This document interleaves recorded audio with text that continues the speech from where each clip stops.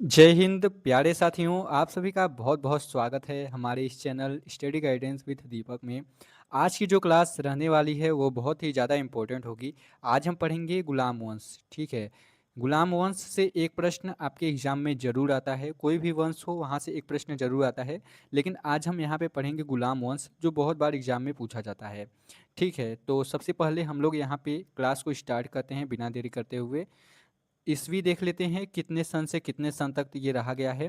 तो ये है 1206 से स्टार्ट होकर 1290 ईस्वी तक ये रहा है। अगर हम बात करें कि इसके मेन हेडर जो है वो कौन है इसमें, तो इसमें है कुतुबुद्दीन ऐबक। ठीक है, कुतुबुद्दीन ऐबक ही इसमें मेन हेडर है और ये 1206 से लेकर 1210 ईस्वी तक शासन करता है। आगे बढ़ते हैं हम लोग। आगे है मोहम्मद गौरी की मृत्यु के बाद उसके गुलाम सरदार कुतुबुद्दीन ऐबक ने 1206 ईस्वी में गुलाम वंश की स्थापना की। बात करें गुलाम वंश की स्थापना किसने की, तो मोहम्मद गौरी की मृत्यु के बाद जो उसका सरदार था कुतुबुद्दीन ऐबक, वो गुलाम वंश का संस्थापक बना, यानी स्थापना उसने ही की थी। ठीक है, 1206 ईस्वी में, याद रखिएगा ये डेट बहुत बार एग्जाम में पूछ लेता है यहाँ पे कि कौन सा सन था जब गुलाम वंश की स्थापना हुई, तो 1206 ईस्वी, ये याद रखिएगा ये पॉइंट। आगे बढ़ते हैं। आगे है मोहम्मद गौरी ने ऐबक को दिल्ली का गवर्नर बनाया था। मोहम्मद गौरी ने क्या किया था, कुतुबुद्दीन ऐबक को दिल्ली का गवर्नर बनाया था। आगे बढ़ते हैं। गौर के सुल्तान गयासुद्दीन महमूद ने उसे दासता से मुक्त किया था। गयासुद्दीन महमूद ने उसे दासता से मुक्त किया था। ठीक है, दासता। आगे बढ़ते हैं हम लोग। अगला है, देखिए, ऐबक की जो शादी हुई थी, कुतुबुद्दीन ऐबक की शादी किसके साथ हुई थी, तो यलदौज की बेटी के साथ हुई थी, याद रखिएगा। ये भी बहुत बार एग्जाम में पूछा जाता है कि जो कुतुबुद्दीन ऐबक है उसकी शादी किसकी बेटी के साथ हुआ था, तो याद रखिएगा यलदौज की बेटी से हुई थी। अब अगला क्वेश्चन है कि ऐबक की जो मृत्यु हुई थी वो कब हुई थी, तो याद रखिएगा 1210 ईस्वी में। ये सन याद रखिएगा, 1206 ईस्वी में उसने गुलाम वंश की स्थापना की और 1210 ईस्वी में लाहौर में चौगान यानी पोलो खेलते समय उसकी मृत्यु हुई। ठीक है, चौगान होता है, उसको खेलते समय उसकी मृत्यु हुई। कहते हैं कि इसमें जो रेस हुआ था घोड़ों का, ठीक है, घोड़ों का रेस हुआ था और उसी में उसका पाँव फंस गया था, उसी से उसकी मौत हो गई। ठीक है, अब बात करते हैं, अगला सवाल आता है उसका मकबरा कहाँ है, तो उसका मकबरा जो है वो लाहौर में है और ये लाहौर पाकिस्तान में है, याद रखिएगा। ठीक है, उसका मकबरा। आगे बढ़ते हैं। अगला है सल्तनत काल की राजकीय भाषा क्या थी, फारसी थी। ये भी प्रश्न आता है बहुत बार एग्जाम में, तो आप लोग याद रखिएगा, वेरी वेरी इंपॉर्टेंट है यहाँ पे। ठीक है, याद रखिएगा। आगे बढ़ते हैं हम लोग यहाँ पे। अगला है ऐबक के पुत्र का नाम क्या था, ये भी प्रश्न आता है, तो उसके पुत्र का नाम था आराम शाह, याद रखिएगा। आगे देखिए। आगे है ऐबक के पुत्र का नाम आरब शाह था, ये हो गया। अंतिम दान, अधिक दान देने के कारण उसे लाख बख्श कहा जाता था। उसे लाख बख्श क्यों कहा जाता था, ये बहुत बार एग्जाम में पूछा गया है। तो बहुत अधिक दानशीलता वाला आदमी था, बहुत अधिक दान देता था सोना चांदी का, इसलिए उसे लाख बख्श कहा गया था, याद रखिएगा।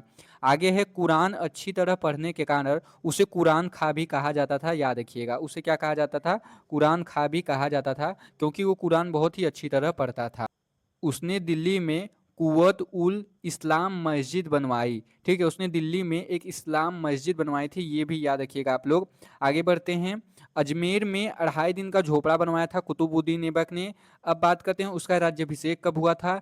उसका राज्याभिषेक 1206 ईस्वी में लाहौर में हुआ था, याद रखिएगा। 2.5 दिन का झोपड़ा अगर बात करें कहाँ पे बनवाया था, तो ये अजमेर में बनवाया था, ये याद रखिएगा।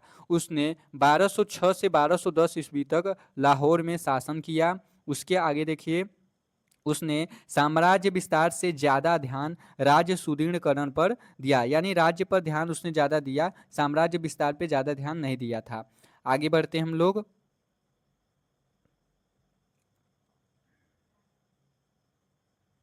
आगे है कि उसने ऐबक ने अपनी बहन की जो शादी है वो नासिरुद्दीन कुबाचा से की थी, कुबाचा से कराई थी। ठीक है, अपनी बहन की शादी किससे कराई थी, तो नासिरुद्दीन कुबाचा से। अपनी पुत्री की शादी किससे कराई थी, तो इल्तुतमिश से कराई थी, याद रखिएगा। उसकी जो कुतुबुद्दीन ऐबक की जो बेटी है, तो उसने अपनी बेटी की शादी, पुत्री की शादी इल्तुतमिश से कराई थी और बाद में शायद इल्तुतमिश ही अगला प्रधानमंत्री बना था। आगे है 1208 ईस्वी में उसे सुल्तान के रूप में मान्यता मिली थी। ठीक है, जो कुतुबुद्दीन ऐबक ने अपनी पुत्री की शादी इल्तुतमिश से की थी, तो 1208 ईस्वी में उसे सुल्तान के रूप में मान्यता मिली। वह गौरी के भारतीय साम्राज्य में मलिक और सेनापति के पद पर कार्य करता था। ठीक है, गौरी के जो भारतीय मोहम्मद गौरी का जो भारतीय साम्राज्य था, तो वहाँ पे सेनापति के पद पर वो कार्य करता था। दानशीलता और उदारता के कारण उसे हातिम द्वितीय कहा जाता था। ये भी याद रखिएगा, बहुत बार एग्जाम में पूछा जाता है कि हातिम द्वितीय किसे कहा जाता था, किस वंश के राजा को कहा जाता था हातिम द्वितीय, तो याद रखिएगा कुतुबुद्दीन ऐबक। आगे देखिए, आगे है हसन निजामी और फक्र ए मुदब्बिर को उसका संरक्षण मिला। उसने सूफी संत ख्वाजा कुतुबुद्दीन बख्तियार काकी की स्मृति में कुतुब मीनार शुरू करवाई थी। जो कुतुब मीनार था वो कुतुबुद्दीन ऐबक ने ही बनवाया था, और किसकी स्मृति में? बख्तियार काकी की स्मृति में बनवाया था, याद रखिएगा। कुतुबुद्दीन का अर्थ क्या होता है? तो चंद्रमा का ध्रुव, ये अर्थ होता है कुतुबुद्दीन का। ठीक है, याद रखिएगा, कुतुबुद्दीन का अर्थ भी एग्जाम में पूछा गया है, तो चंद्रमा का ध्रुव कहा जाता था। उसका सहायक सेनापति कौन था? तो याद रखिएगा, कुतुबुद्दीन का जो सहायक सेनापति था वो बख्तियार खिलजी था। यहाँ पे याद रखिएगा। आगे है, बख्तियार खिलजी ने क्या किया था? नालंदा विश्वविद्यालय को नष्ट किया था, याद रखिएगा। ये प्रश्न भी एग्जाम में पूछा जाता था कि नालंदा विश्वविद्यालय को किसने नष्ट किया, तो यहाँ पे बख्तियार खिलजी ने नष्ट किया था। अब हम लोग एक बार शॉर्ट में इस नोट्स को यहाँ पे दोहरा लेते हैं ताकि आप लोगों को अच्छे से याद हो जाए। ठीक है, चलिए सबसे पहले देख लेते हैं गुलाम वंश की स्थापना किसने की थी। तो याद रखिएगा 1206 ईस्वी में कुतुबुद्दीन ऐबक ने की थी। आगे है, इसकी संस्थापक कौन है? तो कुतुबुद्दीन ऐबक गुलाम वंश के संस्थापक हैं, याद रखिएगा। उसे लाख बख्श क्यों कहा जाता था? क्योंकि वह बहुत अधिक दान देता था, ये भी याद रखिएगा। उसने अपनी राजधानी किसे बनाई थी? तो याद रखिएगा, उसने राजधानी अपनी लाहौर को बनाई थी, याद रखिएगा।